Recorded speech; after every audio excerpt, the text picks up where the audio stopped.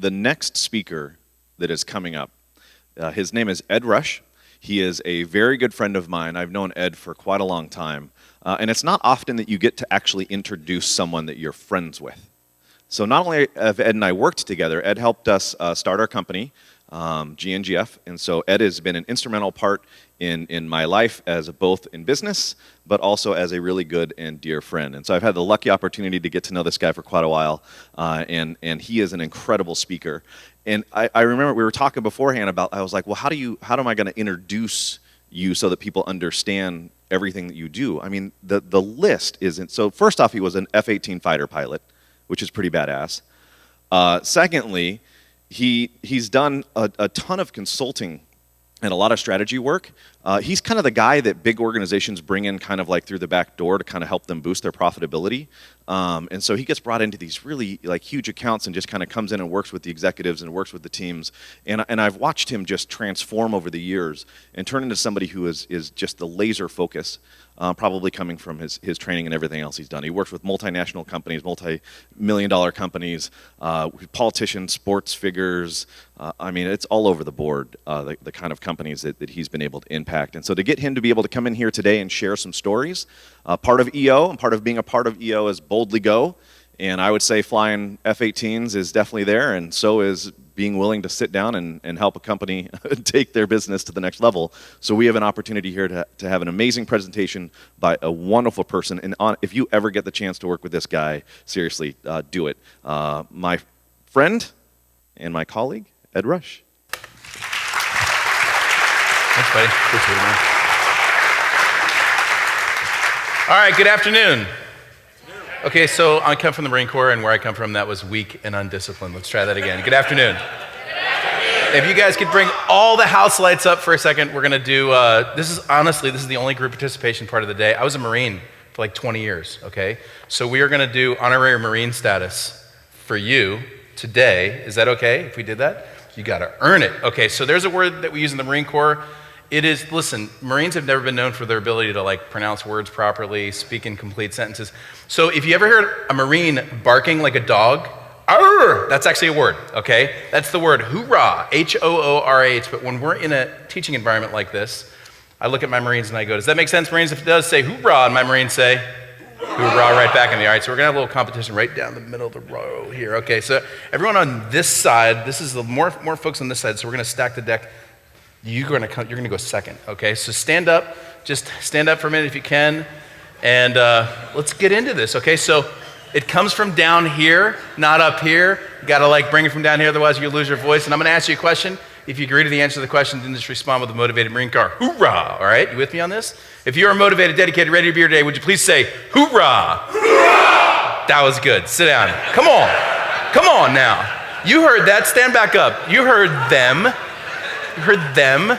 Now it's your turn. You ready for this? If you are motivated, dedicated, ready to be here today, would you please say hoorah? Hoorah! Come on, stay standing. Stay standing. All right, stand back up. All right, so listen. I've been here since like 6 o'clock this morning, all right? I've been down in the basement of the museum, drinking coffee, doing push-ups, and lurking, I think that's the wrong word, walking through the halls, okay? There are other events going on. There's folks up in a cafe. There's like breakable china just above us, okay? So here's the deal. We're gonna do a motivated Marine Corps hoorah that is so strong and powerful that the security guard on like the 5th floor goes, I don't know what that was, but that was pretty motivating, okay? Would you just do that with me for just a second? And then I promise you, I will take it from here after that. Are you with me? You with me? All right, if you are motivated, dedicated, ready to be here today, would you please say hoorah? Hoorah! Dude, that was awesome. Give yourself a hand and have a seat. You can leave the lights all the way on. Like all the way up, otherwise I will not see where I'm going. All right, let me ask you a question. Yo, turn the lights back all the way on, come on. All right, let me ask you a question. What do you do when you have 10 seconds to live? I was actually faced with that question back on July 25th, 1999. You see, as a Marine fighter pilot, we train with the Navy. And all throughout your training, you're flying Navy jets all the way up until the aircraft carrier. I don't know if you know this, but there's a bunch of countries that land on aircraft carriers, like Ireland, England, China, Japan, just to name a few, but the only country that does it at night, did you know that the United States of America is the only country that lands on aircraft carriers at night? Boom! You would think that it was like courage, bravery. No, that is crazy. Why would you do that? It's really dark and the thing is really small. And And to make matters worse, throughout my entire 3 years of flight training, I always had an instructor in my backseat. Like he or she's back there like, come on, you can do it. And then like if you're about to kill yourself, they'll take the controls and keep you from dying. But on your first night carrier landing, you're all alone. Now, I don't know why they do this. It seems to me like it's risk mitigation. It's like if we're gonna lose him, might as well just be him, okay? Instead of this expensive instructor that's in our backseat. And so on that July 25th night, I launched out of my F-18, actually to go do my first night carrier landing. It was a beautiful night. I was out over the coast of San Diego, and I was just flying around. Actually, it was a big moon, tons of stars, and everything was amazing that night except for one thing. Starting at about 700 feet above the water and ending at about 1,200 feet above the water was a really thick, overcast cloud layer. Now, that cloud layer was the source of a pretty significant problem for me that night, and it shouldn't have been. I'd trained for years to fly through the clouds on instruments to be able to land on the runway at the time in my training, or just in a simulator to land on the back of a carrier deck. And so that cloud layer shouldn't have been a pretty significant problem for me that night, but when I descended through the clouds at 1,200 feet, a condition came upon me which can only be described as vertigo.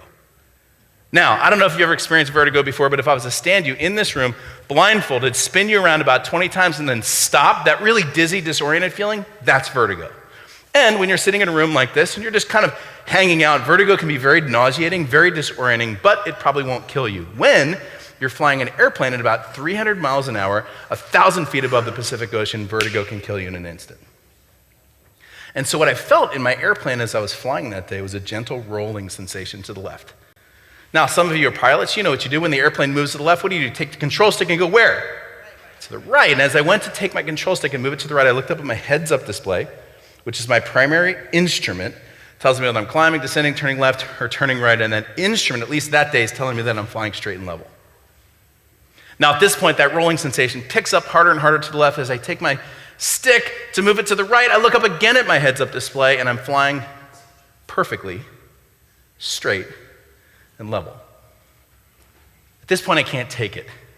This rolling sensation picks up now harder to the left. In my mind, I see this airplane in this tight death spiral that's just going like this. Any minute, I'm going to break out of the clouds. See, the Pacific Ocean is going to be too late. My $40 million airplane with me will go into the water, and it will be over at about age 24. That's what's happening in my brain as I look again at my heads-up display and see an airplane that, at least according to this instrument, which I think is completely broken at this point, is telling me that I'm flying straight and level. Now, it's at this exact minute that I hear a voice. Now, it's not an out loud voice. It's not like, if you've seen Star Wars, like the real Star Wars, when Luke was going to bomb the Death Star and Obi-Wan Kenobi's like, take off your targeting computer because you can shoot it in the hole, or whatever he said in that exact, wasn't out loud, okay? It wasn't out loud, but it was the voice of training. Some of you have flown before. You've heard these words actually from an instructor. It was told by my instructor, by his instructor, all the way back to the instrumented flight. It was 3 words, and it went like this: trust your instruments. Oh my goodness, I was faced with like the hardest decision I've ever had to face with, because everything inside of me knew I am in a left-hand turn. While on the other side, I've got this voice, this Obi-Wan Kenobi thing in my back of my head that's like, trust your instruments. And like everything I knew to be true was that this airplane was moving to the left, while everything that I'd ever been trained to do was to keep the airplane straight because I'm supposed to trust my instruments because that's the plan. And so faced with that, on that very hot July night over the Pacific Ocean, I made the most important decision of my life, which was very simple: to follow the plan. With literally sweat completely pouring down my face, my knees are bouncing up and down. I'm so nervous. My gut is completely tied up because I think I'm about to die at any minute. And yet still I just battle through that, completely battle through, break out of the clouds at 700 feet, see the back of the aircraft carrier, and have to do one of the hardest things I've ever done in my life, which is to sound cool on the radio. Bearcat 6-1, Hornet ball, 4.2. That was freaking cool, by the way. You know how hard that is to do that? Okay, so in one moment, I'm like about to die. In another moment, it's like, hey, I got you, carrier, and I'm gonna land on you in just a second. Okay, now, I'm amongst friends. It wasn't the prettiest landing you've ever seen that night. There are 4 wires. You have a hook. You're supposed to land it between 2 and 3 and catch number 3. When you're really low, you catch number 1. When you're really, really, really low, you taxi for a while into number 1. That's called a sparkler. Metal hook, metal flight deck, sparkles. Boom, sparkler. Guess what? Guess what? I landed it. Right? Because of an amazing idea. I mean, look, here's the thing. I would like to be, you've seen the movie Top Gun, right? 86, Tom Cruise, and he was like 12. Okay, Val Kilmer. I would love to be able to stand here and be like, I am the second coming of Iceman. And that's how I landed that airplane. But that wouldn't be true, because remember, I'm the guy that almost killed himself. I was able to land that airplane because of one amazing idea, which was what? Trust your instruments. Follow the plan. Trust your instruments. Follow the plan. And I'm here to tell you that the most important thing I can share with, we're going to spend 45 minutes here. We'll talk about marketing, talk about social media, we'll talk about people. We're going to talk about how to grow a business. I've done this with over 340 companies where I've walked in and helped them go from point A to point B, and I'm going to show you how to do it too. But before I do it, the first thing you got to know is follow the plan. Second thing, and this is really important, is you need to be an entrepreneur. And what that means is you have to be like a duck. Okay, what does a duck look like? On the surface, cool, calm, and collected. But underneath, you're paddling like hell. Okay? And so to your employees, you are Bearcat 6'1", Hornet Ball, 4.5 on the gas. But underneath at 3 o'clock in the morning, you're like, I'm not sure if we're gonna make it this month. Okay? They didn't hear you say that. I've been there before, by the way, where like the credit card statement and the bank statement are like this. That's an entrepreneur. Okay? And eventually it's like this, but they don't actually have to hear all that, and that's where entrepreneurs and fighter pilots come together. Are you with me on that? If you are, say hoorah. All right, so come on now, I'm gonna sneak up on you every once in a while with that one. If you're with me, if you are, say hoorah. All right, so number one, follow the plan. Number two, be an entrepreneur. Be a duck, okay? On the surface, cool, calm, and collected, underneath, paddling like hell. Now, quick version of my story. Back in 2006, did you ever have a moment where you just make a decision that changed everything? Everything for you. Back in 2006, I was flying over a little town named Fallujah. You familiar with that? In Iraq, scene of some pretty intense fighting. I'm in my left-hand turn in my F-18 at 16,500 feet. 3 o'clock in the morning, I have a set of night vision goggles on my head, and my mind begins to wander. Now, I know you've done this. I've done this too, where you're driving down the road, and you just start thinking about something else, and then 10 miles later, you're like, whoa, I haven't paid attention to this car for 10 minutes. But that's cool. When you're driving, listening to radio, whatever, your mind can wander. But when you're in an airplane at 16,500 feet over a place where people can kill you, your mind wandering is not that great of an idea. And at 3:30 in the morning, my mind's wandering, I'm bringing it back, my mind's wandering, I'm bringing it back, and I'm like, Ed, you gotta follow the plan. Remember, you're supposed to follow the plan. My mind keeps wandering. And where my mind was going that point was to a little 4-month-old back in the United States named Faith. My first kid. And in that moment, 3 o'clock in the morning, I said, I don't think I'm coming back here anymore. See, I love the job, love the mission, love the Marine Corps, loved everything that we were doing, loved flying airplanes. It was amazing. But that next week, when I went down to sit with my colonel, my commanding officer, I sat down and said, hey, sir, when I'm done with my tour of duty, I'm going to be getting out of the Marine Corps. And he looked at me and he was like, what? Why in the world would you do something like that? And I said, it's really simple. These are the exact words that I used with him. I said, I don't want my home life anymore being dominated by an empty chair at the dinner table. And so I rejected all the offers to go fly for United, to go fly for UPS, and I decided to start companies, which actually, looking back, was kind of an interesting decision with that empty chair at the dinner table thing, okay? And so I had this conflict between like this new mission that I had, which is to grow companies and just see people just thrive and do the two things that I love, which is get a return for the shareholder, which is me typically, and provide a great service in the marketplace, which is what businesses are supposed to do, and be able to balance that with a life, like a real life where you actually are home. And the dinner chair isn't empty at the dinner table. And I've spent 10 years literally trying to master that, the same way that I spent time trying to figure out, how do I fly this airplane? How do I land on an aircraft carrier? How do I shoot simulated people down in simulated training? All the things that I learned to do in the cockpit of the F-18, I learned to do in business in just a different way. And then I was asked to come in and help a bunch of other companies, which was amazing. It was like the most enjoyable thing that I could do. Is I started to build companies and see them grow and then sell them, and then build companies and see them grow and then sell them. And all of a sudden, from speaking in my books, people start bringing me in, and I'm able to help them and look in the eye, and I'm like, do this, it will work. That's one of the most powerful things that you can say to somebody, by the way. do this. This will work. With over 340 companies from every walk of life all across the world, I've seen some commonalities, and those are the ones that we're going to talk about today. In fact, I'm going to teach you 6 things. I call them the sacred 6. When you do these 6, and I'm speaking to you as an entrepreneur, I'm not speaking to your business plan as a company that you're going to publish. I'm talking to you about your business plan that you're going to follow. You with me on that? If you are, say hoorah. Well, listen, I'm not saying anything bad about anyone else that might talk about the company, but I'm talking about you because you are the company. It's like your ideas, your brain, your momentum, your investment in certain cases are the reason why your company is moving in the direction you're going. So I'm going to talk about you. I'm talk about your time. I'm talk about your money. I'm talk about your marketing. I'm going to talk about innovation. Talk about people. Talk about what drives an actual business and what helps you grow. And I'm going to talk about all that in the context of what, 39 minutes or 38 minutes or whatever we have left, and then we're going to go, well, no, we're not going to go right to the bar, but we're going to go to the bar fairly soon after my talk, and I'll be there with you because I am both an entrepreneur and a fighter pilot, and we don't miss the bar, okay?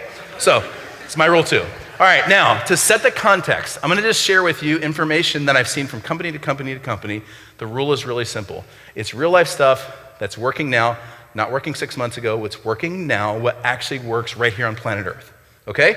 So the context for our entire discussion is it's what's working now. It's not what someone wrote in Entrepreneur Magazine 6 months ago. It's what's happening now, what's working now so that you can go off and implement it. You can follow the plan. You can make more money, help more people, go to the bar, have fun. You with me? If you are, say hoorah. Hoorah. All right, to start that off, I'm going to talk to you about the importance of systematization, of actually following a system. And before I do that, I'm going to share with you a procedure that when I say it, won't make any sense to you, which is this. The out-of-control flight procedure in the F-18. And it goes something like this.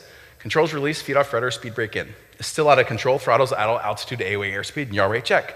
When recovery indicated by AOA and yaw rate tones move, side force subsided, airspeed accelerating about 180 knots, recover, passing 6,000 feet, AGL dive recovery, not initiated, eject.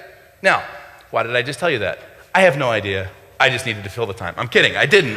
What I'm telling you is this. If you woke me up at 2 o'clock in the morning, and you asked me to do the F-18 out-of-control flight procedure, 2 o'clock in the morning, I would first wake up, I would ask you why you were in my room, and then I would execute the F-18 out-of-control flight procedure.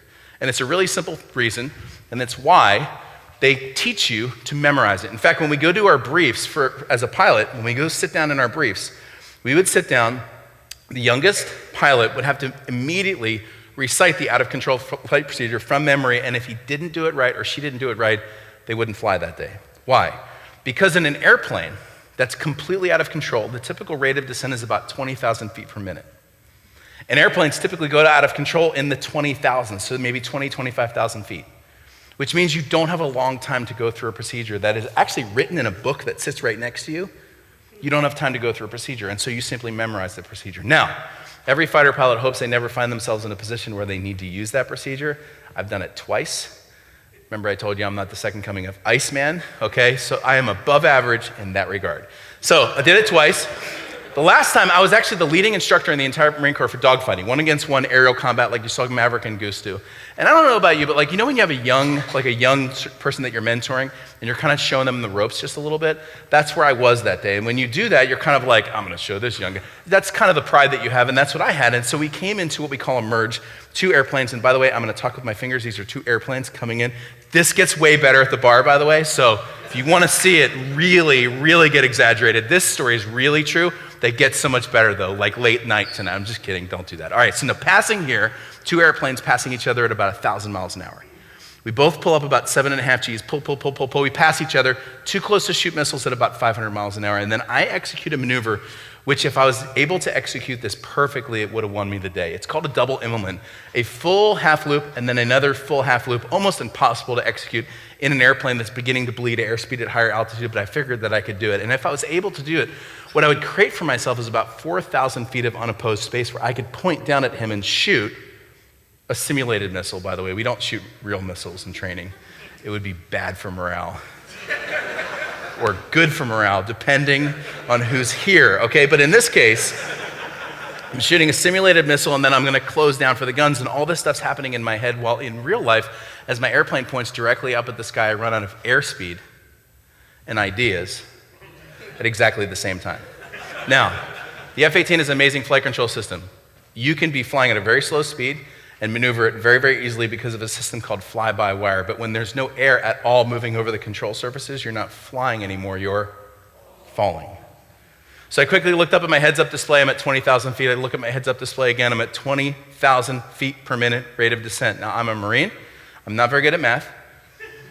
But I know, based on those numbers, that I've got about a minute to get my airplane and myself under control before me and it go into the Pacific, or into this case, the Sea of Japan.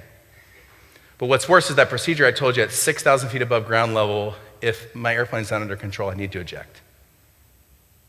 So what do you do? Go through the procedure, right? I mean, let me ask you a question. Is this a good time to start making stuff up? Push the rudder in, move the throttles back and forth, spin the stick around like this. Let's just see what happens. Is now a great time to be a test pilot? No, okay? First thing, controls release, feet off rudder, speed brake in. Literally, let the airplane do its thing. You got it into its spot, let the airplane do its thing. There's a business lesson there, we won't even go there. Throttles out, altitude, AOA, airspeed, and yaw rate check. When all of a sudden I look and the airplane bucks down, I'm seeing the full face of the ocean when my airspeed accelerates above 180 knots, which tells me I'm beginning to recover, and I pull the airplane back up and save both my airplane and myself from imminent disaster. Now, once again, I'd like to tell you that it was because I'm Iceman that I was able to do that, but it's not. I'm the guy that got the airplane in that position in the first place. What saved my life? A very simple system. A system that people had tried and worked to get perfect, so that a young pilot like me could simply execute it and save his life and save an airplane. It was just a system. It just happens to be a system that works every single time. So what would it be like in your business to have had a test pilot do the work for you so that you can simply follow a system? Would that be cool? If it would, say hoorah. All right, so we're gonna talk about 6 things. All right, we're gonna roll up our sleeves just a little bit. We're gonna be super honest and transparent. What that means is you're just gonna nod your head a lot, okay? And then I'm gonna be super honest and transparent. But when we do this, you'll walk away with a plan for you as an entrepreneur that you can execute as soon as tonight. Are you with me on that? If you are, say hoorah. All right, so I'm gonna start with my slides. That's just a reminder for me to add something interesting to this board. All right, that's my PowerPoint. Let's get started with the black marker. First, this is the Sacred 6, okay? So grab a pen. If you don't have a pen, start memorizing, all right? Here it is. Number 1, marketing.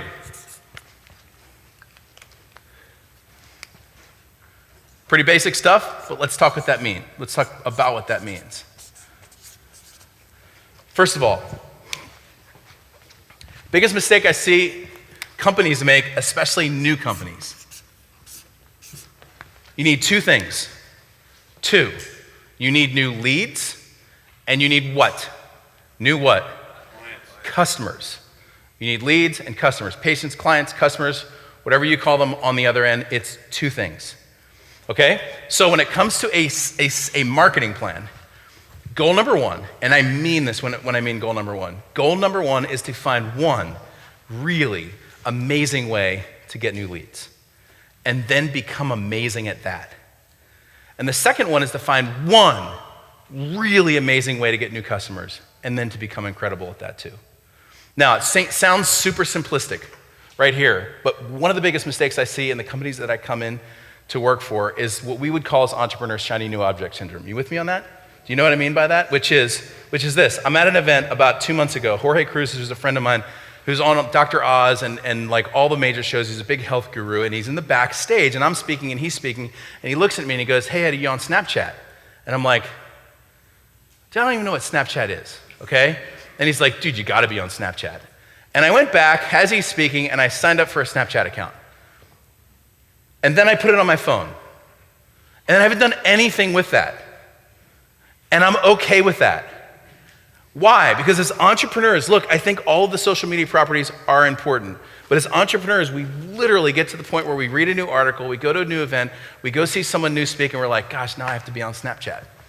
And the 15, 20, 30, 50 minutes a day, whatever I'm spending with new media, and I'm not saying there's nothing wrong with new media, we're gonna talk about that in point 3. But when we get to the point at which we're signing up for something new and creating something new, not only does it put us into a ruckus, it does the same thing with our team.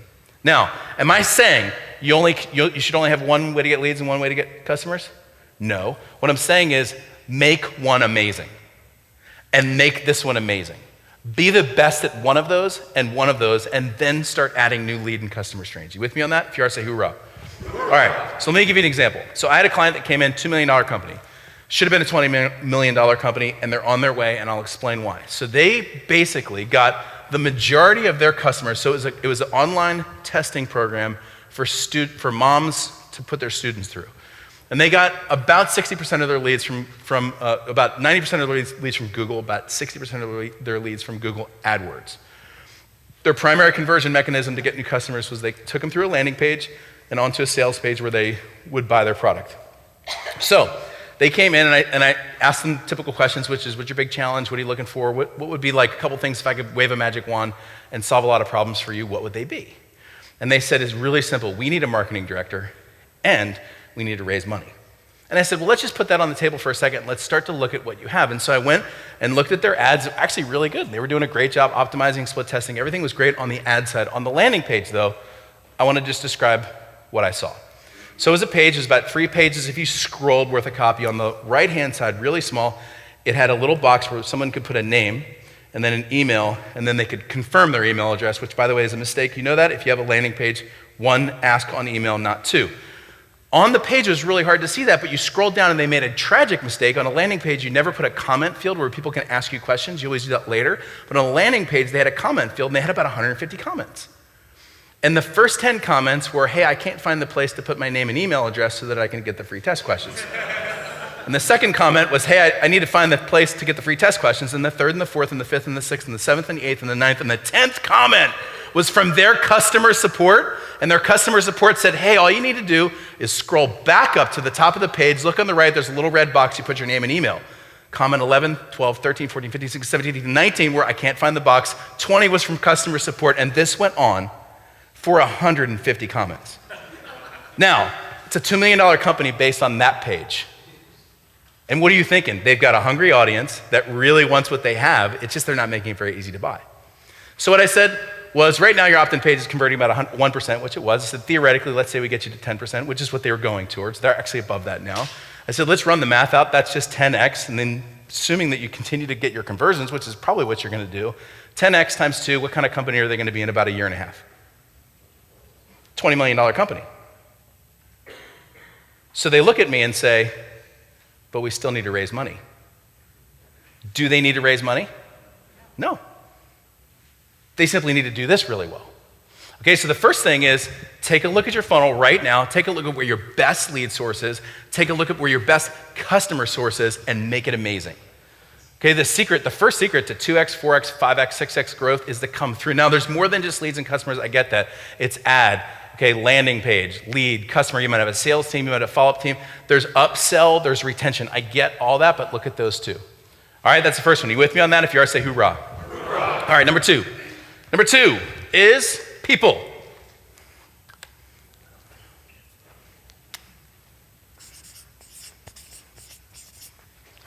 Saw an article this week that said people are the new currency. You know what? I was like, that is amazing. If you want to go broke. Because the last I checked, currency is actually the new currency.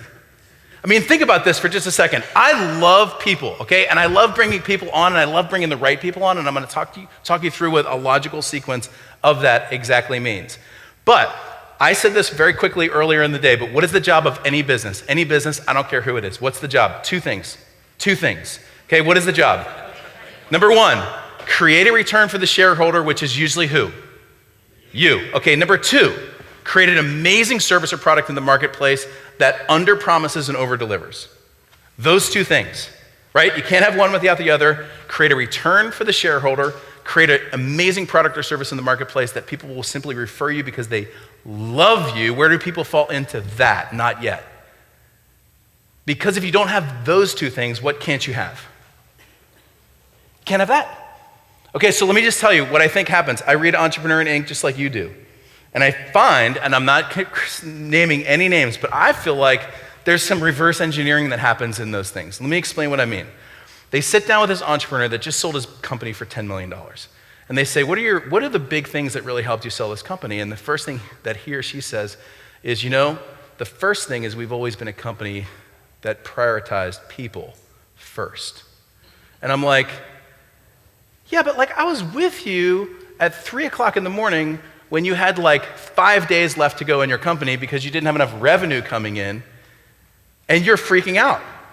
And I can tell you, you've been there before because I have, and I know you have, which is 2 o'clock in the morning when you're looking at a company that is literally on its knees, and you're like, how are we gonna make ends meet? And I can guarantee you the first thought through your mind at that point was, how can we hire some new customer service people?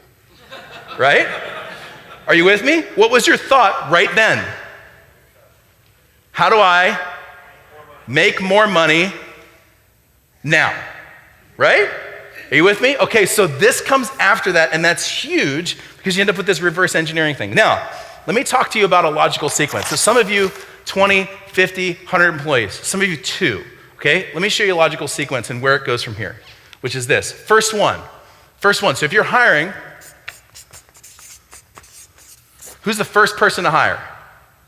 First, besides you. Yes, good point, by the way. Who's the first person to pay? Yeah, you too. Okay, so now, who's the first one to hire? Sales, marketing, customer support. What is it? First one is a project manager that's eventually going to become a COO. Why? Because you're a crazy entrepreneur with crazy ideas, and every day you have a brand new idea, and you need someone to take all those ideas and actually put it into a plan because you know you're not going to do it. Okay? First one right here. This is huge. If you haven't taken the Kolbe assessment, how many of you have taken Kolbe before? Okay? Take the Kolbe assessment. It will show you why, as an entrepreneur, you're completely dysfunctional at being able to continue to follow through over and over and over again. Get that person, him or her. More times than not, it's a her. I'm not making any kind of gender bias reference. I'm saying a lot of times it's just somebody who can take your stuff and make it really smart.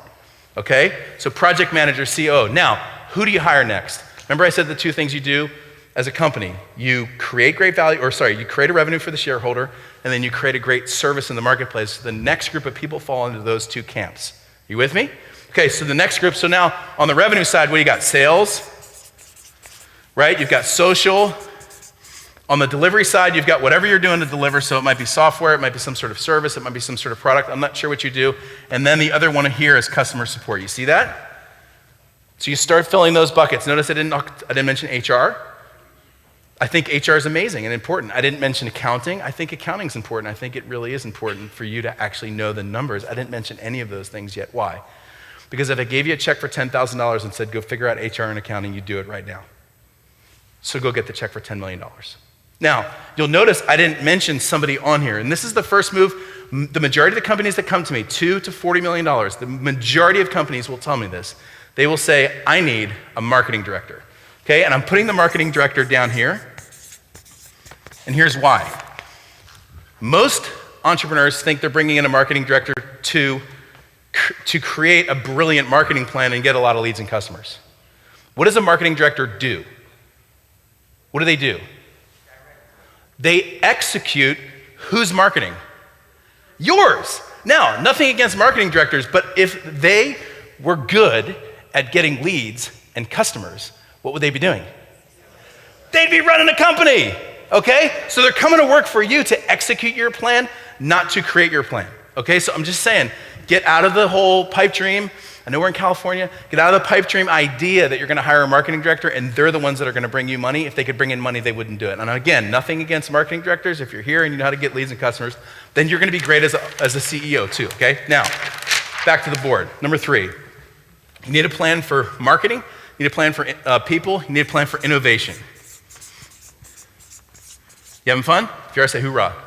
All right, we're gonna land this airplane here pretty soon too. Now, you need a plan for innovation. I want you to think about this. What do most companies do? They solve today's problems with today or yesterday's solutions. So I'm gonna use an example that's not a company because it's a pretty easy example actually. We can always make fun of the government in almost every given way. And so think about this for a minute. We have a problem in most American cities with overcongested roads, right? You get on, I've driven here in SF, I live in San Diego, it's the same way. You get on the road at pretty much any time during the day and it's pretty crowded. So what does the average municipality start to do with the problem of overcrowded roads? What's the solution? They widen roads, they add lanes, they add HOV lanes, because those are today and yesterday's solution to road problems. But I want you to think about this. Let's go 10 years in the future. What do the roads around San Francisco look like in 10 years? Not even 20 years, 10. What's predominantly on the road?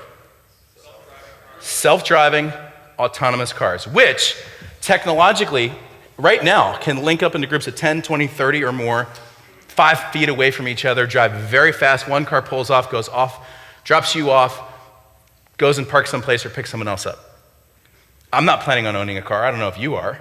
But 10 years from now, we'll have an app like Uber or another app where you simply push a button, you get maybe you're trying to save gas that day or help the environment, you get a small car. Or maybe you slide the slider bar over and you're in like business mode, so it's like leather, it's got newspapers and magazines, and you sit back there and you do some work, right? Or maybe you're taking your family someplace, and so you get a car that's a little bit bigger, you can put some car seats in, but there's still no one driving the car.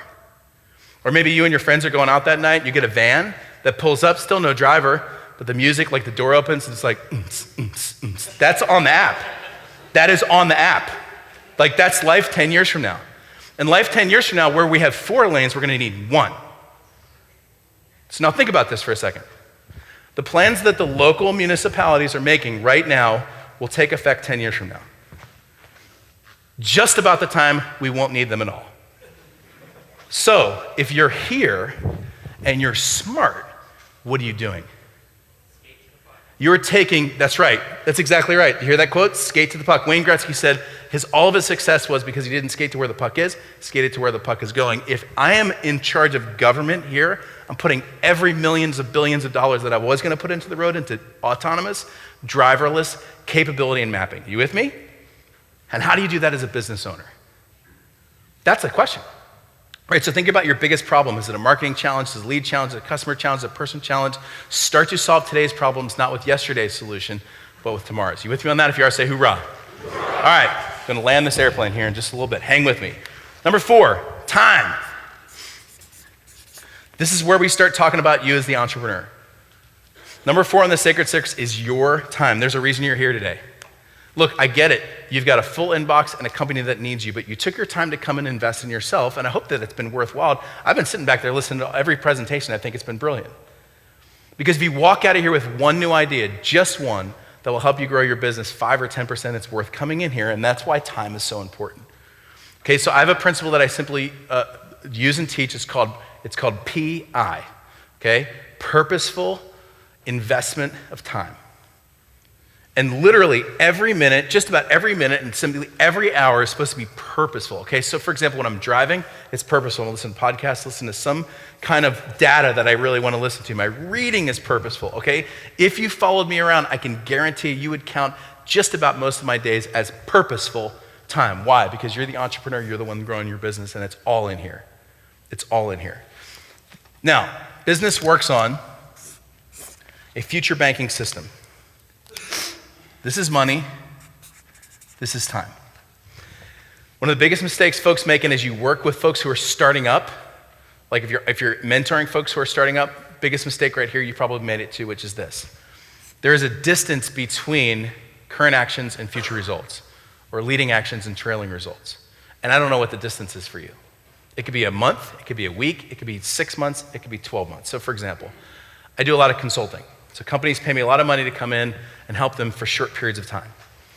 Typically what happens is I go to a speaking event, I end up talking to somebody, we trade cards, we start to get to know each other, and maybe 3 or 4 or 5 months later, we'll end up in a consulting relationship when it fits for them and it fits for me. So my distance could be 5 months, could be 6 months, could be a year. The point is, like in my business, I do an event and get paid over here. You do some kind of marketing and promotion, you get paid here. You do something else, you get paid here. You bring a team on board, start doing social, you get paid here. You start using Snapchat, you get paid here. Okay, I don't know when it is. I don't know if you're gonna get paid from that at all, actually. I don't know, who knows? Okay, now, I don't know how long this time is before the money really starts to come. But what I'll tell you is anybody who's built and grown businesses know that all of a sudden something just happens and it just completely takes off. And during that time of frustration, when it's absolutely growing, you don't know if what you're doing is right, which is why you should be asking for help during this time. But here's what most entrepreneurs do, and it's tragic. And this isn't just business, this is also lead and customer getting activities, which is this. Right about here, because we're dysfunctional and we want to try something new, we stop doing all those activities and we start doing new ones, and we drop every single one of those dollars to the floor. Now, here's the key. It's two things. Number one, sustain. If you're doing the right things to get new leads and customers, the dollars are actually in your future, in your bank account. You just need to sustain. Okay, but number two is to sustain the right thing. And that's where you need help. Okay? So keep it going, but make sure that it's the right thing. That's number 4. Number 5, you need a system for money. This is you. I'm not talking about your company right now. I'm talking about you as an entrepreneur. A system for money. I don't have time to go into it in great detail other than to say this. You're the primary shareholder, which means you get paid. And if you don't have a plan for actually getting paid, then you need a plan for getting paid. And that's the first thing. The second thing is you need to have a plan for your company. So here's what we do. This is what I do. And every other company that I work with, which is this. Well, we're at $2 million this year, which means we'll be at $20 million next year. So let's just start hiring and spending like we're going to be at $20 million. But I've had companies that were 2, 3, 4, 5, 2. Why? Did they do something wrong? Maybe the market shifted. Okay, so you need this plan. You need this plan for both of those things.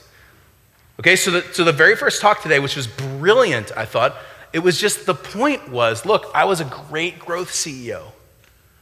I wasn't a great comeback CEO. You need to be both. Now, hopefully this will never happen to you. But most companies do actually go through some kind of ebb and flow or cycle over whatever period of time it is because of the market. Okay, so that's number 5. Number 6, you having fun? If you are, say hoorah. Hoorah. All right, I'm having fun. The last one is the mind. Okay, so again, it's you as the entrepreneur. Marketing, people, innovation, time, money, and your mind. Remember back to purposeful intake, what is actually going in? This is the biggest thing. I'm gonna just tell you, this is the biggest thing that happened to growing CEOs is they get so far into their business that they didn't take the time to come back and spend time with their mind. Now, what I do is I spend a day. This is so hard to do, by the way. It is, you have to schedule it and block it. I call it blocking and tackling. I schedule a day, and on a great month, I'll get 4 of these. So I try to do 1 a week. Literally 1 day, completely off, where for that day, all I do is think. Do you know how hard it is to block off a day just to think? It's really, really hard. So start with an hour. 1 hour.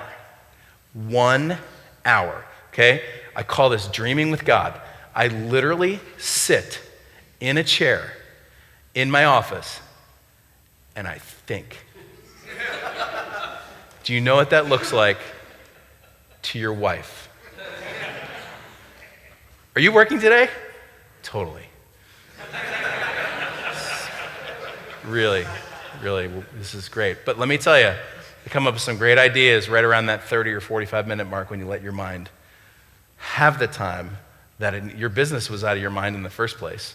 It came from periods of thinking, so you need to continue to go back to that. Are you with me? If you are, say hoorah. Hoorah. All right, I'll close with this.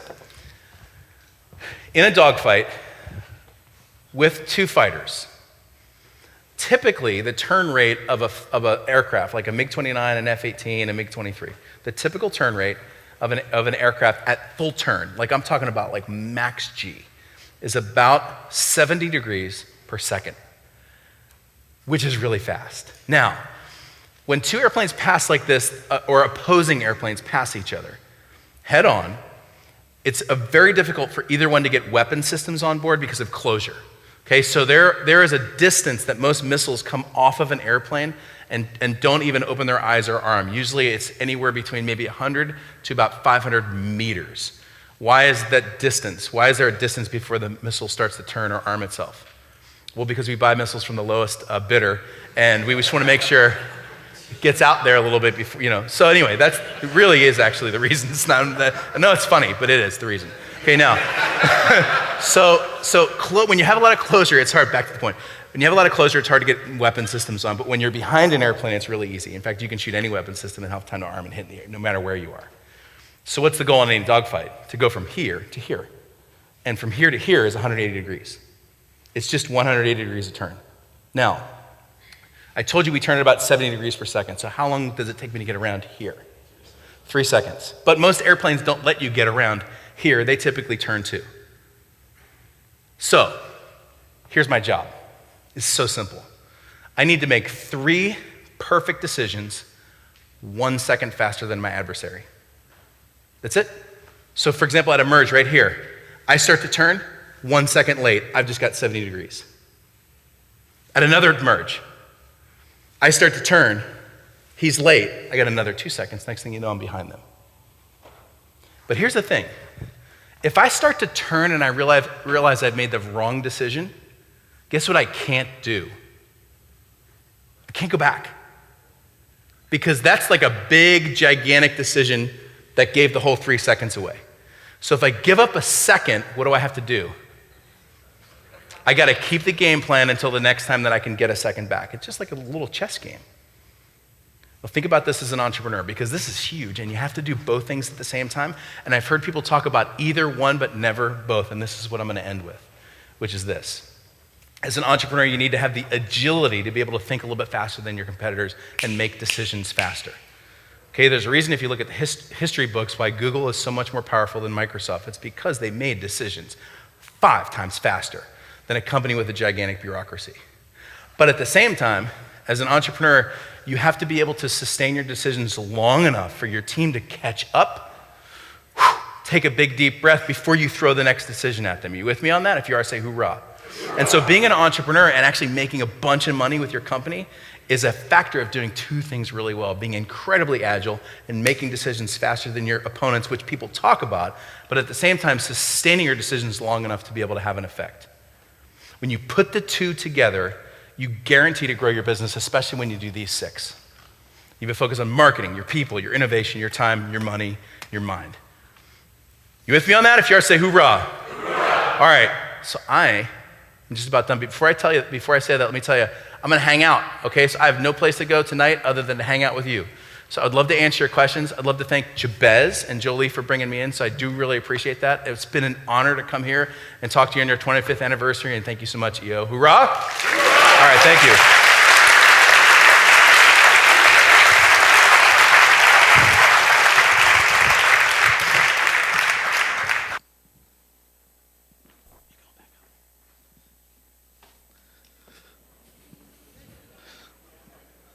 I always feel so pumped up after that. Hoorah! All right. That was good. Was that good? Lots of lessons there? I love that. Good stories and learning at the same time, which is amazing. This next presenter, I attended the TEDx, or not TEDx, the TED Live event here in San Francisco when we had, they basically streamed TED. It was in Vancouver, and they streamed it live at the NASDAQ Entrepreneur Center downtown. And so EO got invited. I think Shelby helped coordinate that, and we all went down there, and a bunch of us showed up. And I had the fortunate opportunity to get to hear a presentation from Beverly. She is a rock star. I mean, I don't even know where to begin with how awesome and incredible and big-hearted, and she really cares about making a difference in the world. And so when we were talking about what would be a good speaker for this portion of our core values, I thought there's no question about it. We have to see if Beverly will agree to come and give us a chance to be able to understand. I'm looking for my notes so I can give her an official, tell you all the awesome things that she does. So I'll give you the quick rundown. Beverly is, she's co-founder of The Last Mile, which is the first ever in-prison program. So they do training up at San Quentin. After I heard this presentation, I bolted up to her and her husband, and I was like, I have to help. Like, what can I do to help you to make this become as successful as possible? And they've had some amazing, Mark Zuckerberg visited their program, and they've had some incredible headwinds really carrying them far. So this program is super unique. It's really it boosts the kind of the approach of helping to make sure that prisoners have a way to get out of prison and do something. I will let her explain it because she will do it so much better. Please join me in welcoming Beverly.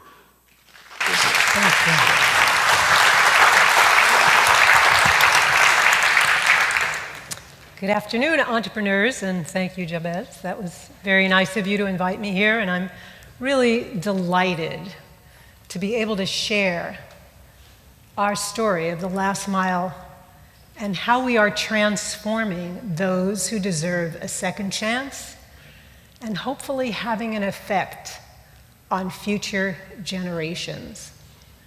It was 6 years ago that my husband and business partner, Chris Redlitz, was invited to speak to a group of men inside San Quentin about technology and entrepreneurship. We lived in Marin, and we passed the prison all the time on our daily commute, but we had no idea what was happening behind the concrete walls. Has anyone been inside? Well, you don't have to answer that. Okay. Okay, good. Anyway, so we were very curious. So he agreed to go inside and speak to a group of men about business and entrepreneurship, being serial entrepreneurs ourselves. And at the time, it was 2010, we founded a technology accelerator in San Francisco called Kick Labs, where we had entrepreneurs come in with their startup companies. We helped them build their businesses and get funding. And he went inside, he came home, and he was so excited to tell me about what he discovered. And he discovered men with a thirst for learning who asked amazing questions. They weren't distracted by anything because you can't have a phone in prison, or you're not supposed to. And he said the level of knowledge and intelligence was far beyond anything he could have ever imagined. And in fact, he had this great idea. Let's start Kick Labs inside San Quentin. I said, what? You're crazy. Why would I want to go inside prison and spend my time helping those who have wronged society? And he stepped back a little bit because he was expecting, like I do with every one of his new crazy ideas, yeah, let's do that. That sounds like a great idea. This one, no. But he was so passionate about it and persistent that I agreed to do some research because I too knew nothing about what went on behind those prison walls. And I'll share some of that with you because it helped me make my decision.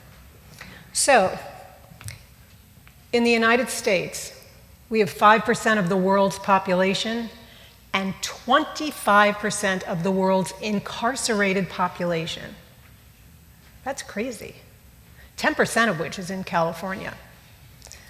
We spend in our state $60,000 a year to keep someone in a state prison. $60,000 a year to keep someone in prison. That's 5 times more than we spend on higher education. To me, this made no sense. But it got worse because when I found out that 60% will return to prison within 3 years of release. So I paid $60,000 a year, tax dollars. They're getting out, and there's a greater than 50% chance, almost 60%, that they're going to come back. Bad investment. But why do they go back? They go back because 75% are unemployed within the first year. This is a huge, huge, huge problem. So now that I understand the fiscal impact, I agreed to go inside and experience the same thing Chris did, go and meet the men, and then I would make my final decision. First time inside, met the men, that was my aha moment. When you see and meet the people who are thirsting to change their lives and to better themselves and to come back to society and be pillars in their communities and to support their families, you just have this pathos for wanting to do whatever you can to help. So aside from being cerebrally the smart thing to do and fiscally the right thing to do, I decided to join Chris, and we co-founded our nonprofit called The Last Mile. But it wasn't easy. You don't just walk into a state prison and say, "Hi, I'd like to start a program." You have to convince administration that you are dedicated, committed, and capable of doing it.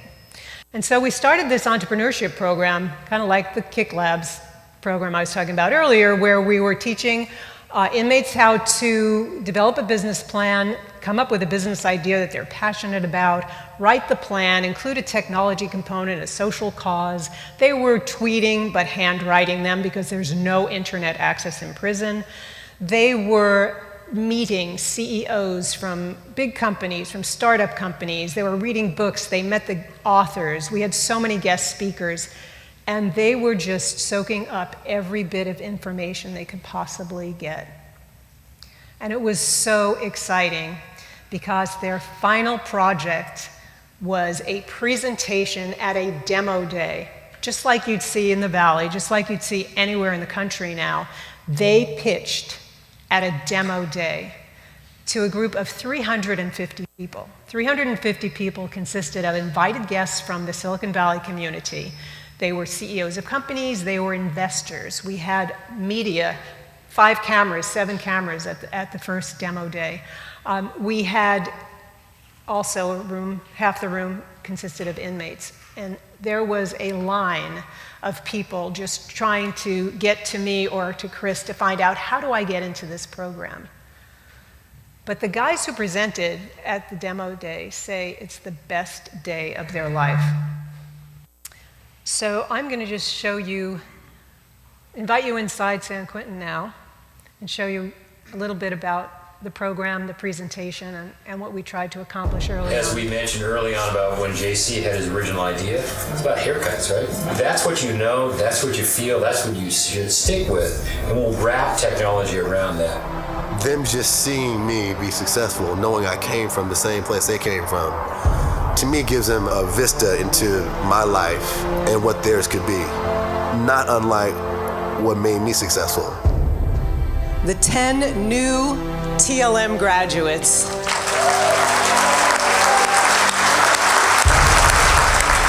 My name is Chris Fino Kenyatta, and I'm the founder and CEO of Coach Potato. What we do is get football fans off the sideline and into the game.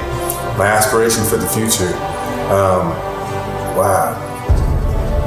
I want to be a good husband, good father, and a stand-up guy in my community.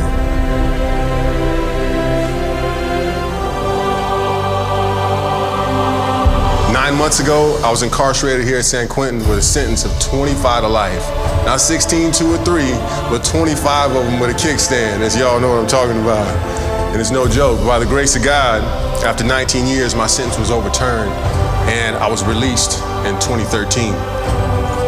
Throughout my incarceration, I was blessed to meet many people who helped me in one way or another. But it wasn't until I came to San Quentin and immersed myself in the programs here that I really began to make significant changes in my life. I realized there are a lot of those out there who don't believe that prison programs can help change people's lives. But I stand before you today as living proof that they do. All of us have been knocked off course once, maybe even twice in our lives. Landing at a destination and in a situation, struggling to make sense of how we allowed ourselves to drift so far off course, so far away from our intended purpose. Peter asked me for you to say your first 5 words. Thank you, God. It is so good to be free again. That's more than 5. Yeah. That's what I'm feeling right now. Thank you.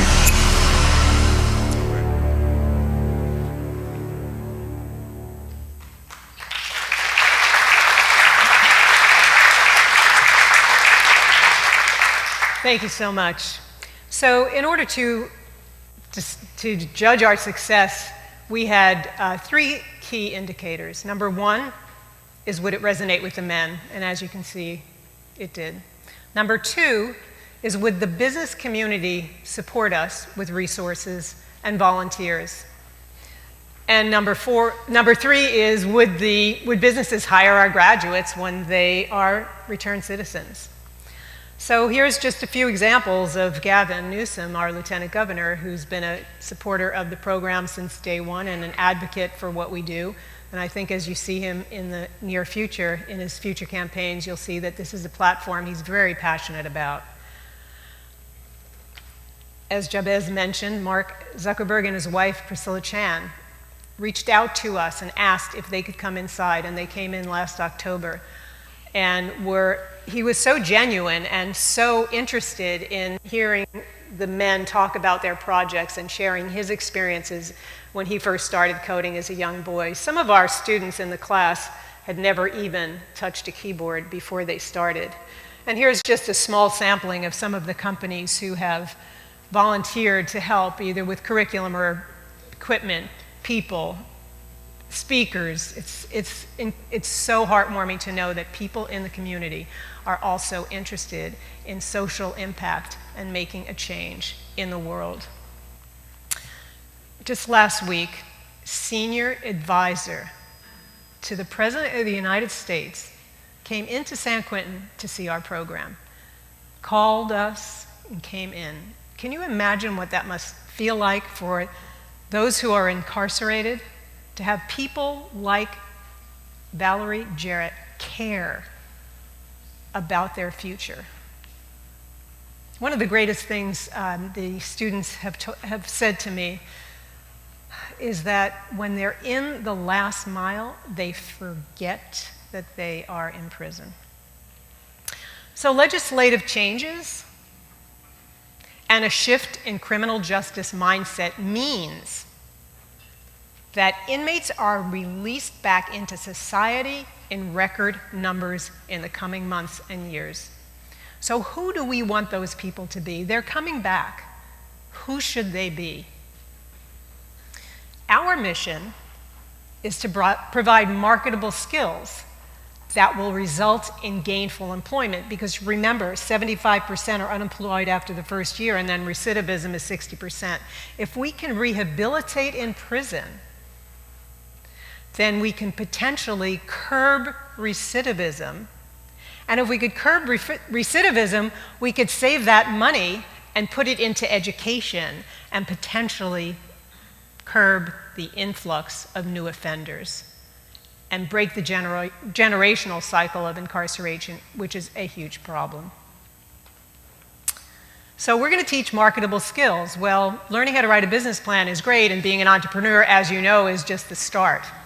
But we had this great idea in 2014 to start a computer coding program. Why? Because as you can see, there's an estimated deficit of 1 million computer coders, software engineers by 2020, which is not very far away. Now, if you think it's hard to get a program inside to teach entrepreneurship, imagine the barriers to entry to convince the administration that it's a good idea for inmates to be behind a computer. Again, no internet access, but they're at a computer and they're going to learn how to code. So we had to convince Sacramento that it was a good idea. We had to convince the administration at San Quentin that it was a good idea. And then we had to see if the men would really be interested.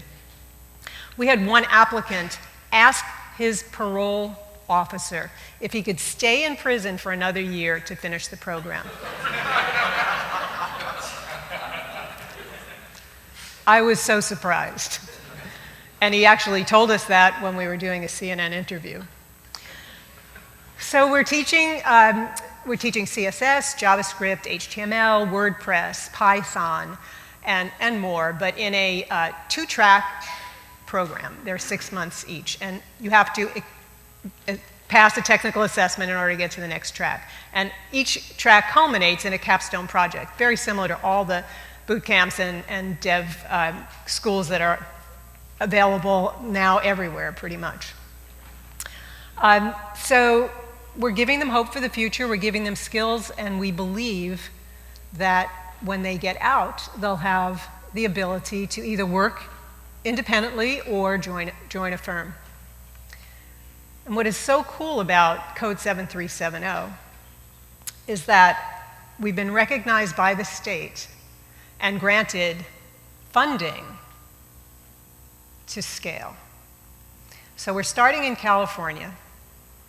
We received funding last year to do a remote program to see. San Quentin is an anomaly. There are so many volunteers and there are so many programs. And everyone here, has, if interested in spending their time or learning more about it, could be cleared to go inside and participate in some way. But in areas like Blythe, California, which is an hour and 20 minutes from nothing, but anyway, it's in the desert. It's the only thing there. There are 2 prisons. Could we do this program remotely? And we started it 6 months ago, and our second cohort is starting on Monday, and it's amazing. So we received more funding. We'll be starting in 2 more facilities on Monday, and one of those is a women's prison. And I'm so excited about that because I've been advocating for women since day one. Thank you.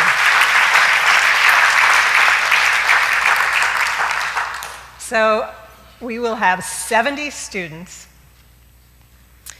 who will be coding and thousands of others who are interested in getting involved. It's a really rigorous process to be accepted into any of our programs.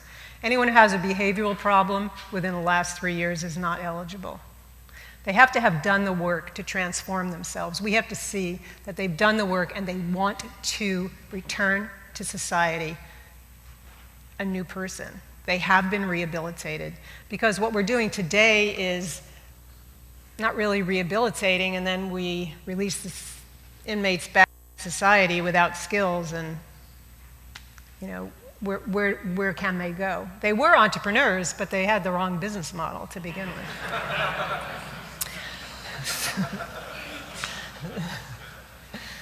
For 2 years, when we started the program, my husband and I taught it ourselves twice a week at night at San Quentin because we had to prove the business model. We had to prove it worked. It was our proof of concept. And because of this funding and donations from family and friends and foundations, we now have a staff of 8 and 90 volunteers who are helping us on a regular basis. So we have the coding program. It's 2 tracks. They're getting very proficient in front end, some back end coding. But the most amazing thing that we are doing, if that didn't all sound good, is this. Starting on the 26th of this month, we are opening the first dev shop inside a correctional facility. And that dev shop will employ the successful graduates of our 2-track program at San Quentin. What is so unique about this, it's a partnership between CalPIA, which is the Prison Industry Authority. They run all the industry inside prisons. It's a partnership with them, CDCR, and The Last Mile. When someone works in prison, the wage is 32 to 95 cents an hour. That's what they earn. When they work for a joint venture, they are going to make a market wage that's actually determined by EDD. So it's the highest paid job that has ever been achieved inside a correctional facility. And they'll be working on projects for outside companies because we are a private entity in partnership with a state entity. We are able to provide services for outside companies. Unbelievable. Not only will they have a resume and a portfolio, and they'll be working in an industry that will judge them by their work, not the stigma of their past, but they'll also be able to save the money that they're earning and walk out the gate with savings for the future. They could pay rent, they could buy the things they need, because today, without any kind of income inside, they walk out with $200. And we wonder why recidivism is so high. So we're very excited. We will be able to do web development services and apps and so forth for outside companies. If anyone needs any development, we're ready to go. But we don't have internet access, and that's really something that I can't emphasize enough because we've been able to overcome all these obstacles. We've created a proprietary platform for our education program that simulates a live environment, but it's not online. And of course, we have volunteers on the outside who are helping us with a lot of the things that we need to do. Anyway, I could go on and on, but I think that it would be interesting for you to know that that technology accelerator that Chris was talking about, Kick Labs, is under construction. 225 seats, a technology accelerator inside with classrooms for UX, UI, for certifications from some of the largest tech giants, for data visualization, for QA and e-commerce and so on. We're building this. We're going to do it. Who would have thought? It's crazy. But I think now I'd like to actually take you inside the technology accelerator and the coding class. So enjoy.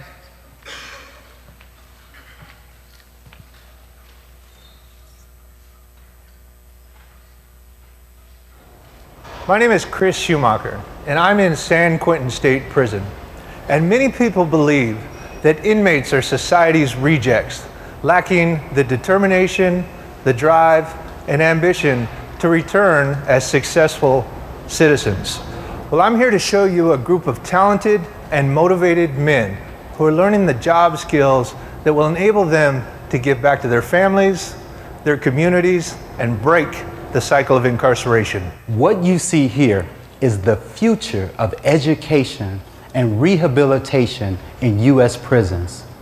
CalPIA and the California Department of Corrections and Rehabilitations have partnered with The Last Mile, a nonprofit based in San Francisco, to launch the first technology incubator behind prison walls.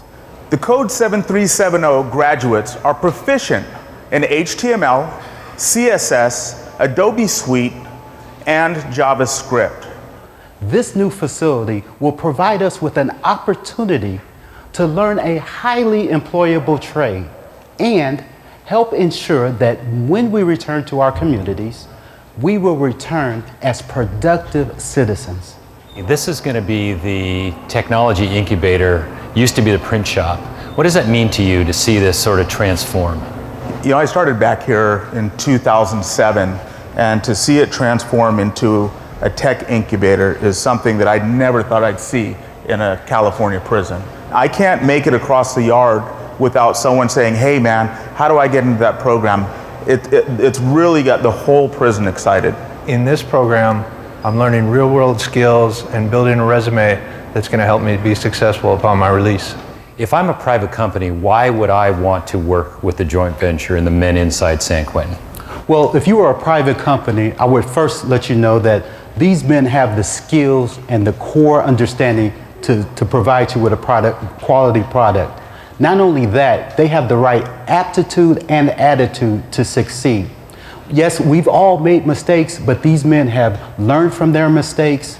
And what you would be receiving is not just quality product, but quality people. I'm ready to get out and show the world what I've learned inside San Quentin. I've been called a felon, a convict, a miscreant, a malcontent, and now to be called a software engineer, it means the world to me. It means that I don't have to be labeled by my past mistakes.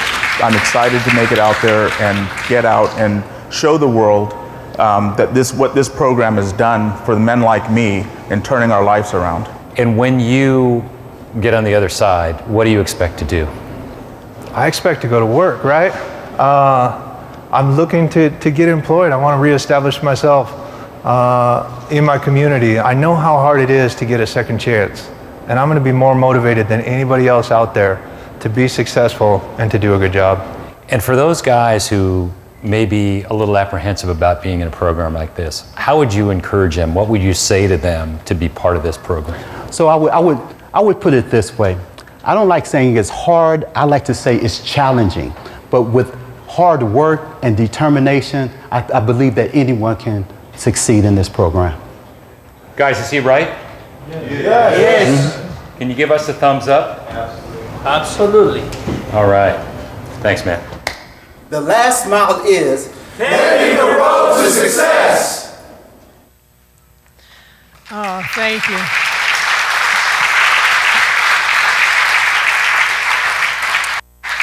It's so inspiring. Every time I see that, it's just gets me really excited about doing more. And I urge all of you, if there's something that you're passionate about and something that you want to do to, in any way, to give back or to help others, it's transformational. I'll say the volunteers who come inside are as transformed as the men that they're helping. It's hard to describe. So with that in mind, I'm going to show you one more piece, and then I will have another surprise for you, so roll it. This is Valerie Jarrett, the senior advisor to Barack Obama, who came into San Quentin because Mark Zuckerberg said, you need to see this. And this was last Wednesday. It's very short. I don't know how to code. I should know how to code. And the fact that these citizens are developing skills that I don't have, I think will prepare them for the workforce that awaits them when they leave. As I've traveled around Silicon Valley, I keep hearing over and over again about this magnificent program, and so I wanted to see it for myself, and boy, am I glad I did. One of the key growth industries of the future is technology. And what makes a lot of sense is while people are incarcerated, give them the tools they need to be able to have a productive, lucrative living when they leave so that they can provide for their families and break that cycle of recidivism. And so I am heartened to see the technology industry get behind this program. But the joint venture is a chance where we get to put the skills that we've been learning in the Code 7370 program to work and start working on projects for outside companies. So those could be websites, they could be web applications, just about anything that you can dream up, we can do. What I am hoping is that what we can do is duplicate what's working here all across the country and really use this as a best practice. And the fact that the people who've completed the program so far have had zero recidivism shows it's working. So I don't know if any of you have heard of Thank You. Very proud of that. So there's actually an event happening next month, beginning of next month, called South by South Lawn. Has anyone heard of that? Truly, at the White House, and we're invited to speak there as a result of this visit. South by South Lawn. It's creative. It's creative.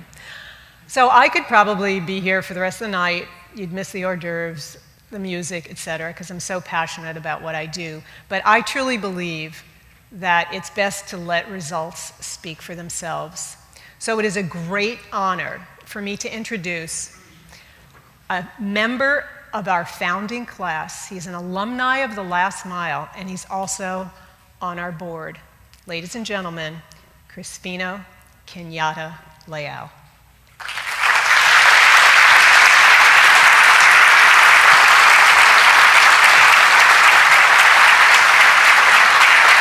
Thank you, everybody.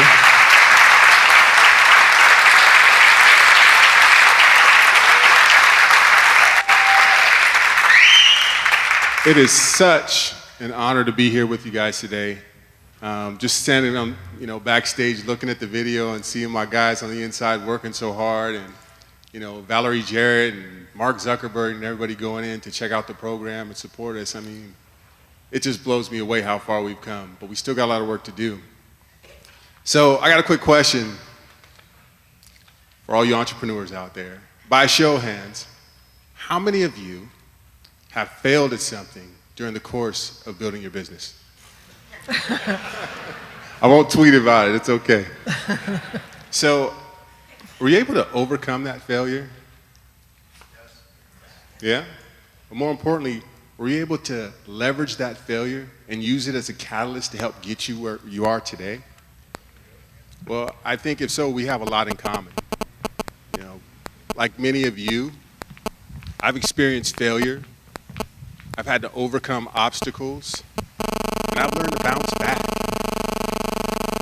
But to accomplish all that, I had to rely on the same passion, persistence, and perseverance that many of you have used to build successful companies. The only difference is that you use those attributes to bring MVPs to market.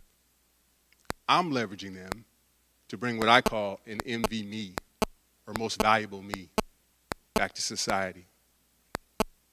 Back in 1995, I was sentenced to 25 to life in prison for being an ex-felon in possession of a firearm. My life was a freaking train wreck. I had hit complete rock bottom.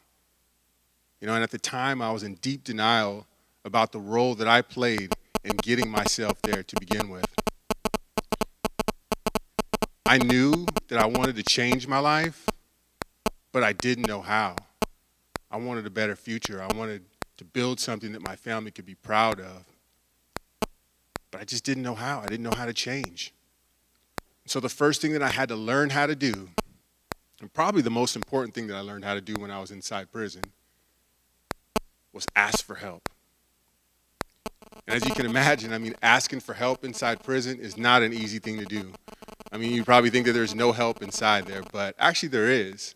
And I can recall one instance where I was on the prison yard, and there was this guy who'd been in prison for like 40 years or something like that. And you know, he was like the sage of the yard, and you literally had to book time with him to get to glean some of his knowledge. And so I was one of these guys that lined up and, you know, booked some time with him. And we were down in the yard and we're walking around the exercise yard. And, you know, I was explaining to him some of the challenges that I was facing and some of the things that I was going through. And he just asked me, man, what are your priorities? And he gave me a pencil and a piece of paper, and he asked me to write down the 10 most important things in my life. So I wrote them down.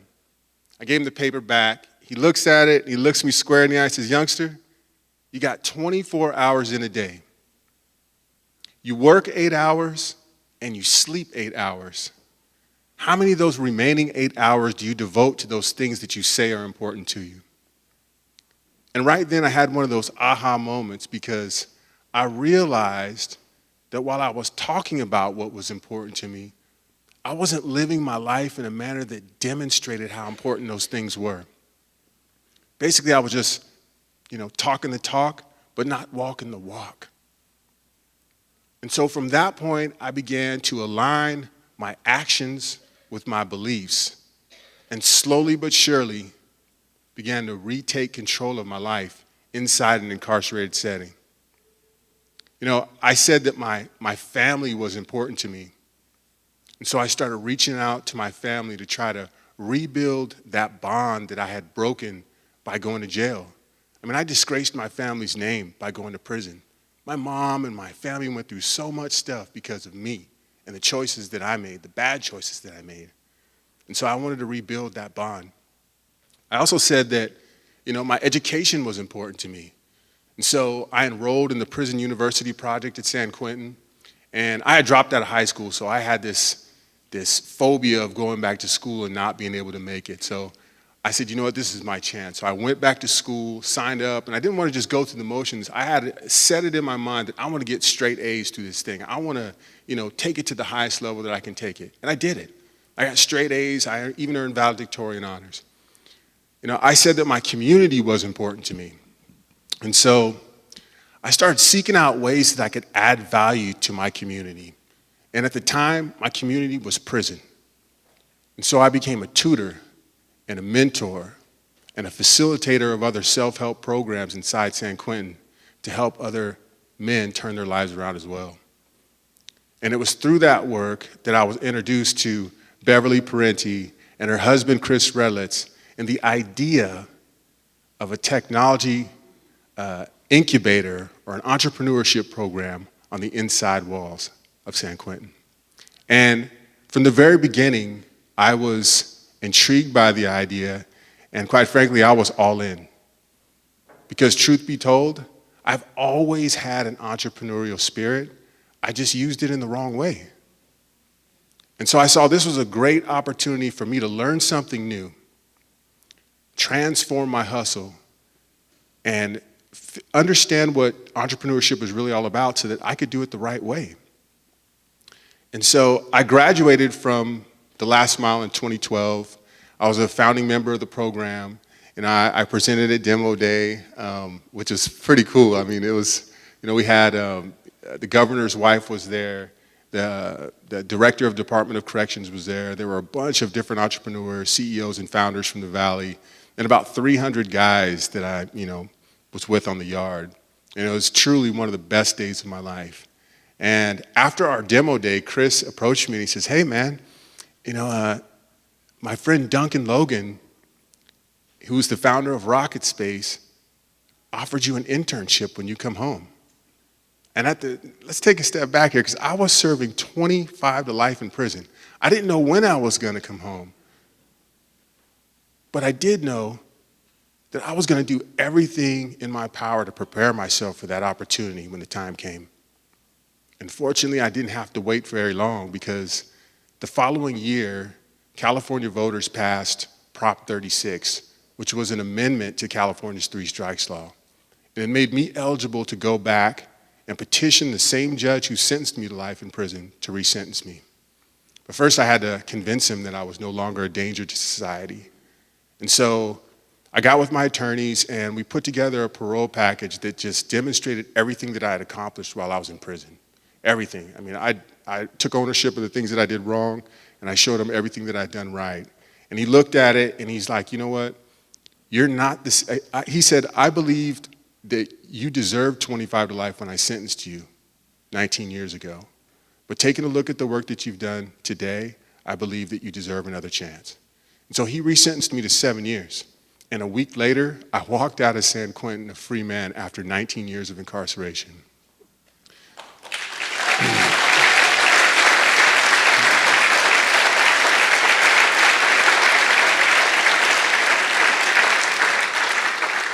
An amazing feeling. I mean, walking, you guys saw the video. I mean, those were my first words right there. It was more than 5, but I was feeling it right then. And then 2 weeks after I got out, I started my internship at Rocket Space. And, leading up to that, I was just like, you know what, I don't care what it takes. I'm gonna do everything. I'm gonna show up early, I'm gonna leave late, I'm gonna, make coffee, dump trash, scrape gum off the floor if I have to. I'm gonna be the best coffee making, trash dumping, gum scraping person they ever seen in their life. And so I went in there with that attitude, and that same passion, persistence, and perseverance.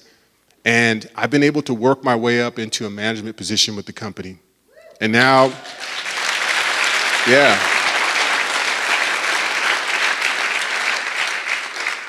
And so now here it is, I'm actually hiring guys from the last mile to come work for me at Rocket Space.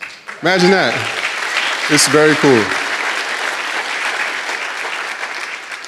So I've gone from failing miserably at life to helping bring the future to market as the manager of campus services at Rocket Space.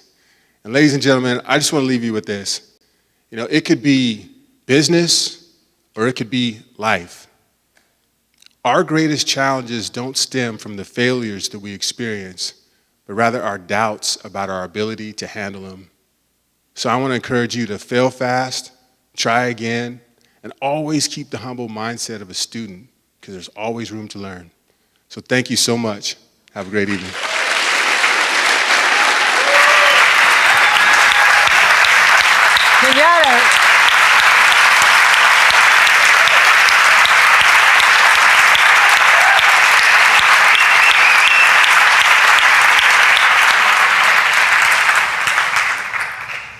Actually, if we have time, we were going to do any Q&A if anyone has any questions for Kenyatta.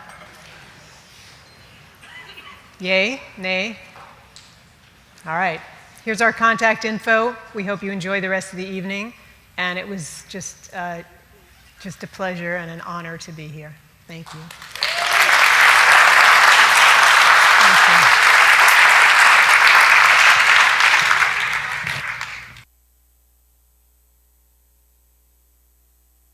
My mind. Is it not just one of the most incredible programs you have ever seen? When I saw Beverly speak, I was like, oh my, that is genius.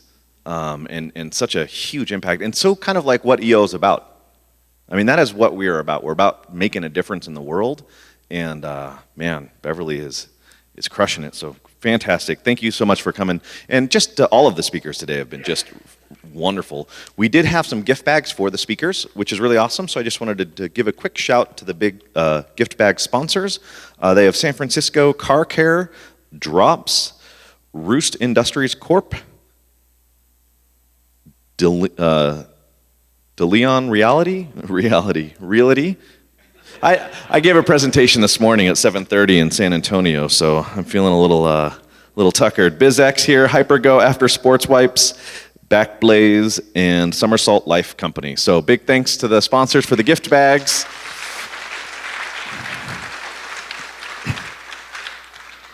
Now our next and final act tonight is a special treat, a little interactiveness. I guess that we have some volunteers that are going to help us hand out some. No one's volunteering. I was told there was 10 volunteers. Maybe I'm just the volunteer of one. So all right, so here's what we'll do real quick. While we're waiting to find out where the volunteers are and what direction we're going next with the activity, something that's kind of been on my mind is I've been listening to these speakers, and Ed had mentioned mindset and keeping your mind straight. And in my presentation this morning, I was talking about the power of what we tell ourselves and what we think in our mind. And there's this fun little activity that I do with audiences to kind of bring home the whole idea of when you wake up and as you go through your day, the thoughts that you put into your head and the things that you say have a pretty big impact on what you do and how you get to where you go, and whether or not the day is going to be a good day or a bad day. So everybody, we're all going to say the word white out loud 5 times, and then I'm going to ask you a question. And then you need to answer that question as loud as you can, as fast as you can. I will be judging you. You're entrepreneurs. I know you're competitive. I want to see who's going to win this. So we're going to say the word white. Everybody got that? We're going to say the word white out loud 5 times, and then I'm going to ask you a question. Ready? White, white, white, white, white, white. What do cows drink? Water! Oh, come on. Man. I expected more out of this group. I really did. I expected more out of this group. There is somebody right now in the audience thinking, well, baby cows drink water or drink milk, which I always like to remind them those are called calves. Those are not cows. Well, so what's interesting is we go through these days like today where we have these learning events and we take our time away from being in the office and away from checking our email and working on our projects. And these are the things that are filling our brain with the right information. So in psychology, we call that association and conditioning, right? That's what I did to you right there, is I just simply conditioned you, and through association got you to give me the wrong answer. So if you're not spending enough time conditioning yourself and associating to the things that are going to get you to that next step to help your business continue to grow, then it's not going to happen, because you're going to end up giving the wrong answer. It's just going to be a bunch of milk. All right. Have we identified? Yes, volunteers are on their way, which is fantastic. This is the portion of the show where, as the MC, you get to stand here and keep you guys company. Because there's no cell service in here. I don't know if, well, I don't. I got no bars. But, my phone's not good for making phone calls. Oh, here we go. All right. So they're going to be handing out a few of these drums. We figured we'd move things up to the next level before we got to the drinking part.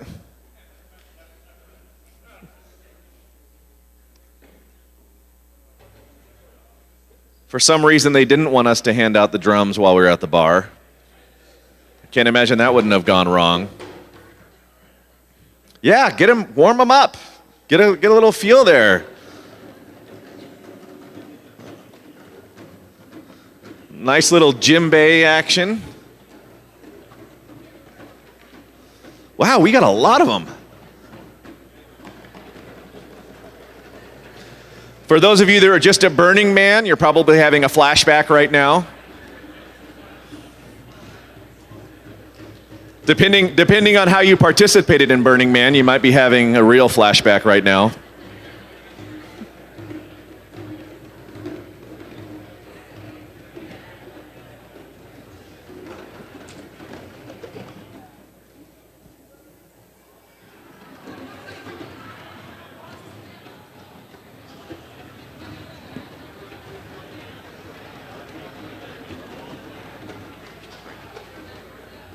Gosh, are you kidding? Thank you for taking the time.